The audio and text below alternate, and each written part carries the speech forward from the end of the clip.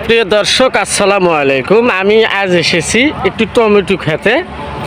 আমি আদৌ সঠিক জানি না এই টমেটোটির জাত কি বা কি নামে এটি চলে বাজারে।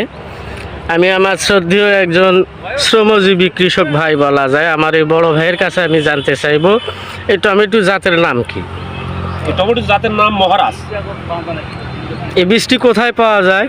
এটা বিভিন্ন এগ্রিকালচার আপনার যেটা বীজ যারা সংরক্ষণ করে বা বীজ তৈরি করে সেখানে গেলে ভালো বীজ পাওয়া যায়।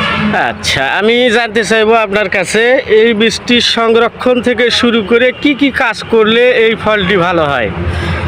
এটা প্রথমে এই রবি শস্য বলতে টমেটো মরিচ আবাদ করতে গেলে প্রথমে মাটি শোধন করতে হবে। হাঁটা যাবে ভাই, মাটি শোধন করতে হবে। হ্যাঁ, মাটি শোধন প্রথমে কাজ হলো মাটি শোধন না করলে এই গাছ টিকে না, মানে ফল সহ মারা যায়। মাটি শোধন করতে হবে, তারপরে বীজ শোধন করতে হবে। এই শোধন করা বীজ যারা চারা তৈরি করে সেই চারা নিয়ে এসে রোপণ করতে হবে।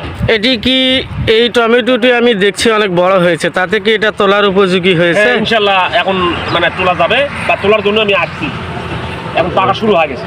কি পরিমাণ উঠতে পারে আজকে? আজকে বলা যাবে না, হয়তো 5 মণ এক্সেস পার হয়ে যেতে পারে। এটি কি প্রথম আজকেই প্রথম উঠানো?